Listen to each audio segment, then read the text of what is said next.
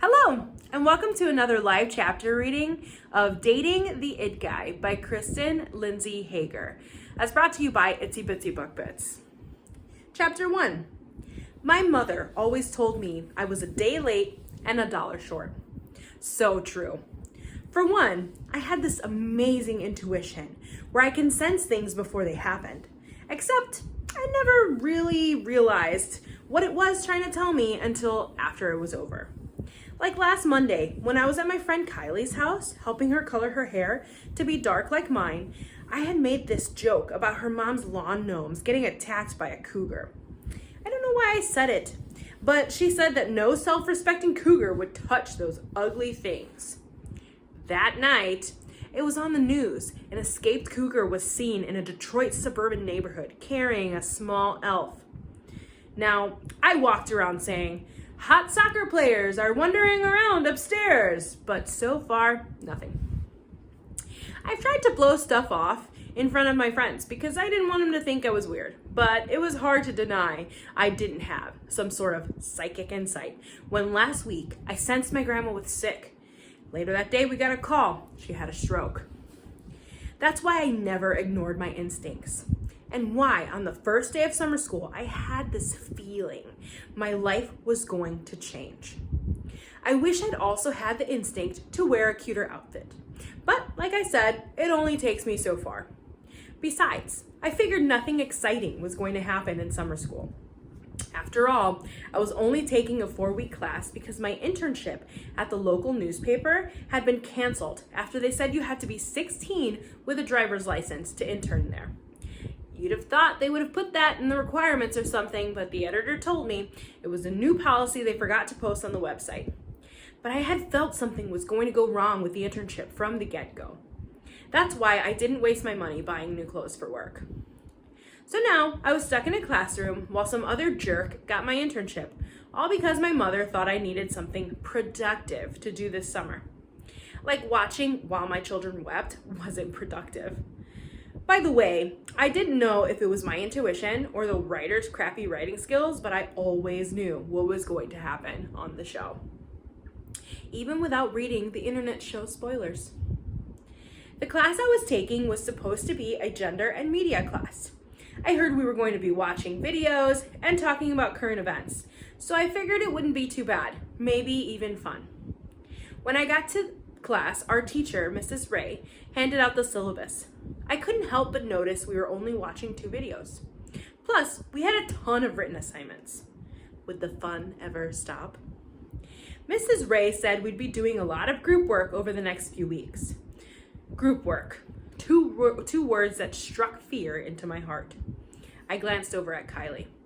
Don't get mad. I promised I'd work with Zach if we had any group projects, she said. I nodded. After all, he was her boyfriend, but I didn't know anyone else in the room. Okay, does everyone have a partner? Mrs. Ray asked, because this is who you'll be working with for the rest of the semester. I felt stupid raising my hand, especially as Mrs. Ray scanned the room for another friendless loser. I thought she'd let me work with Zach and Kylie since everybody else was paired up. Well, there's another student who's not here yet, she said. So just get started on the assignment until they arrive. Everyone started working while I watched the door for the new student to arrive. I hoped it wasn't the weird girl from gym class who always gave me funny looks like I had just ran over her dog or something. As the door opened, I held my breath, and in walked Brendan Agretti, the senator's son and possibly the hottest guy in Michigan. Okay, the entire Western Hemisphere. Last fall, Kylie's mom accidentally hit the curb in front of the school while watching him jog. He reminded me of this underwear model, Michael Kahlo, who was on a poster that was stuck to the door of my friend Margot's locker. The picture had been glued in the locker a zillion years ago, but to be honest, nobody had tried to remove it. I had spent many nights staring at Brendan's social media pages and reading all the gushing comments girls left him. Brendan, you'll be working with M, Mrs. Ray said, pointing to me. Part of me wanted him to be my partner, and the other half of me wanted to run in the other direction. He walked over and tossed his notebook and keys into the desk. He had on a navy blue V-neck shirt with the sleeves pushed up and seemed like he should be in one of those preppy clothing ads. Meanwhile, I had chosen today to put my dark brown hair in a ponytail and wear my jean overalls. Zach called it my Engineer Fred outfit, and I appeared closer to 5 years old than 15. Brendan sat down next to me. "Hi, I'm Brendan," he said. It was cute. He thought I wouldn't know who he was. So humble. Oh crap, I was supposed to say something. "I'm Em." "Cool, what's the assignment?" he asked. I handed him the worksheet about comparing the way men and women are written about in magazines. "It's due tomorrow, so Mrs. Ray said she would let us spend class time researching in the library," I said, wondering if my voice always sounded so squeaky. "Should we head to the library then?" he asked. I nodded, and as soon as we got to the library, Brendan headed over to the magazine section and grabbed a bunch of them. All the couches were taken, so he asked if I wanted to go somewhere else. We tried the cafeteria, but the cheerleaders were using it to make posters for a car wash. "There's this place outside we could sit," I said, and led him to this garden area behind the track. It was a memorial garden for a girl who died in an accident years ago. I always wondered who the girl was because it seemed so sad that all that was left of her was a plaque with her name on it. "I never even knew this was here," he said, sitting down. "I come here a lot to write." I wish I could have said I shot my swimsuit calendar here. "Oh yeah, what do you write?" he asked. "I mostly write short stories." "Cool, have you been published in the school's lit magazine?" he asked. I shook my head, but I didn't admit I hadn't submitted anything because I was scared of the editor, Lauren Hardnett, who was also his ex-girlfriend. Lauren was also in the media class with us, and she was one of those perfect overachieving types who managed to be involved in everything, get good grades, and still have bouncy hair. She was basically the anti-me. Not like I was a slug or anything, but my idea of a good time was shopping and watching TV, and my hair was more windblown than bouncy. "I used to be on the board for it, so I'd be happy to read some of your work sometime if you were thinking about submitting anything," he said. I nodded, but like I'd let him, of all people on the planet, look at my writing. After all, I never let anyone read my stuff. In fact, I was panicking over the fact I had signed up for creative writing in the fall, and I would have to read my work out loud. I decided to change the subject and pulled out one of the magazines. This magazine listed the makeup they used on the model, but I mean, look at this male model. He's definitely wearing makeup, and nothing is listed for him, I said. Brendan nodded as he flipped through the pages. "Yeah, a lot of these guys have eyeliner on." How did I never notice that before? And no guy has skin this perfect. I almost said, "You do," but I managed to keep my swooning to myself.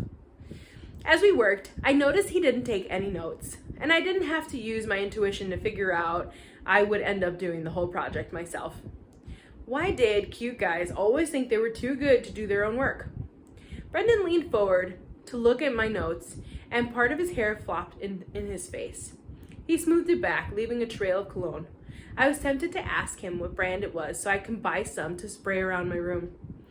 "Oh crap, I completely forgot I have to pick my friend up from tennis practice," he said, looking at his watch. "Sorry about this. I'll see you in class tomorrow." Great. I bored him, and he had to make an excuse to run off. I knew I'd get stuck doing the whole assignment. I made a mental note to wear something nicer tomorrow. The other girls in our class had worn cute summer clothes, but I knew the school cranked up the air conditioning in the summer and didn't want to freeze. I was starting to wonder if the school rented out part of the cafeteria to a morgue in the summer or something. It was weird how cold the place was when it was 85 degrees outside. The next day, I wore the jeans that made my butt look good and strappy red sandals instead of my usual sneakers. I walked in feeling pretty confident. "Hey, Em, you're pretty dressed up for class," Zach said as Kylie punched his arm. "It's just jeans and sandals," I said as my face got red. Brendan came in and waved me over, so I got up to move. "Too good for us now, huh?" Zach said, and I rolled my eyes at him. I sat down next to Brendan as Mrs. Ray passed out our next assignment. "Each group will pick a sitcom and examine the gender roles of the main characters," she said. "What show do you want to use?" Brendan asked. "I don't know, maybe a comedy like The Templetons," I said. "It's pretty funny, and the mom and dad characters would give us a lot to work with." I love that show, and I've got some DVDs of it. Do you want to watch it together? You can come over to my house if you want, I said. I could not believe those words had just came out of my mouth. Is that cool? I could bring over a pizza or something, he said. I tried to steady my shaking hand as I wrote down my address in the inside cover of his notebook. We decided to meet at 6, which gave me approximately 3 hours to clean the house. He asked what I liked on my pizza, and I told him I didn't eat meat, but I could pick off pepperoni if he wanted it. I tried to give him money for the pizza, but he wouldn't take it. Well, the least he could do was buy me dinner since I did all of our assignment last night. Mrs. Ray told us to hand in our homework before we left, and I pulled my sheet out. Oh, I did it too, Brendan said. I guess we can hand in both of them. I had assumed the assignment had been dumped on my lap since he had run off yesterday. He took our papers up, and Kylie asked if I wanted to go with her and Zach to meet our friend Margot after the class and get smoothies. Zach drove us over to the Big Chili. Margot was sitting in a booth playing on her phone. She had cute red shorts and matching high-heeled sandals on with a white tank top. As usual, she appeared like a cover model with her light brown hair blown out to perfection. Kylie, Zach, and I ordered our smoothies and went to sit with her. So Brendan is coming over to work on a project, I said. That should be interesting, said Kylie. Margot moved to the edge of her seat. Wait, Brandon Negretti? Mr. Hotness is coming over to your house? Whose idea was that? I said I'd invited him over. Zach rolled his eyes. Why do girls go nuts over that guy? Seriously, what does he have that I don't? Well, I don't actually know him, but I'm guessing class and hotness, Margot said. Zach's mouth dropped open, and Kylie nudged her. Just kidding, Margot said, unconvincingly. But he probably has a croquet set with his name engraved on each ball and mallet. So he has a few bucks and looks like an actor, Zach said, poking at the floor with the toe of his sneaker. He's probably all stuck on himself. He's smart, and he seems like he'd read. Do you know what I mean? I asked. Oh yeah, he's a reader, Kylie said, nodding. Is he nice? I nodded, but I didn't mention I thought he blew me off yesterday. He probably went to pick up some supermodel/honor student potential girlfriend who was also a gourmet cook and protested against toxic waste in her spare time. Has he taken you for a ride in the royal car? Zach asked. I don't know what he drives, I said. I'm sure it breaks down less than the thing you drive, Margot said, rolling her eyes. Big Bluey is a classic, Zach said. You don't appreciate its timeless quality. Besides, unlike the three of you, at least I'm old enough to drive. I'm just happy to see you getting interested in someone again, Em, Kylie said. I know you haven't wanted to date anyone since you and John broke up. Well, who could blame her? Dude had been talking to his ex-girlfriend behind her back the whole time. They were dating, Margot said, her brown eyes widening. You're so much better off without him. I bit my lip. Kylie was right. I hadn't even wanted to date another guy since John because I was afraid of getting hurt again. After we finished our smoothies, Zach dropped me off at home, and I began picking up the magazines littering the family room. I was in the middle of vacuuming when my dad called to say he and my mom were taking my grandfather out for dinner. What's that noise? He asked. The disposal on the fritz again? No, I'm vacuuming. A guy from school is coming over to work on a project, I said. Is it okay? I mean, I thought you guys would be here. It's fine. I'm just surprised you knew where the vacuum was, he said. Is it some famous celebrity? Just curious who would cause you to tidy up. Ha ha. I just wanted the house to look nice. He seems clean. Well, I like him already if he's got you cleaning. See you later, kid. I tried to make the bathroom look decent, but spilled cleaner on my jeans when I tried to refill the spray bottle. With 10 minutes until he arrived, I ran upstairs to change. I put on another pair of jeans, but they were too tight to sit in. The doorbell rang just as I had taken my jeans off. Great, he was here, and I wasn't wearing pants. Fabulous. I grabbed the closest pants to me, which unfortunately happened to be my baggy time of the month jeans. There was no time to change, so I raced downstairs to let Brendan in. Hey, I got half a pepperoni and half mushroom and olives, he said when I opened the door. We walked into the kitchen. Do you want juice or bottled water? I asked as he stared at the bottle of guava juice I was holding. He seemed a little grossed out at the fruit floating at the bottom. It's all natural juice, which is why it looks a little Chunky, he said. Water would be great. I poured 2 glasses of bottled water and grabbed some plates and silverware from the cupboard. We went into the family room, and Brendan showed me the DVDs he'd brought over. I figured we could watch a couple episodes and then decide which one we want to use, he said. We started to eat, and suddenly it was like I had never worked a knife and fork before. Why was I so awkward?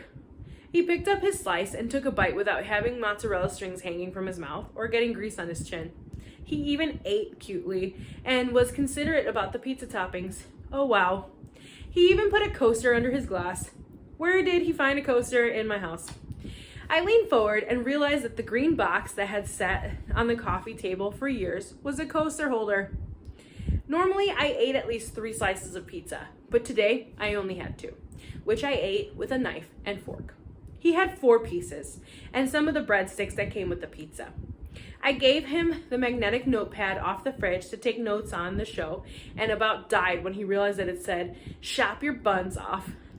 As I started writing down what the dad character had said to the kid, the screen went black for a second. I saw Brendan staring at me in the reflection. Was he staring at me in a good way, or did I have pizza sauce on my face? That's all for today. I hope you guys enjoyed the chapter reading of Dating the It Guy by Krysten, Lindsay, Hager. Have a good night.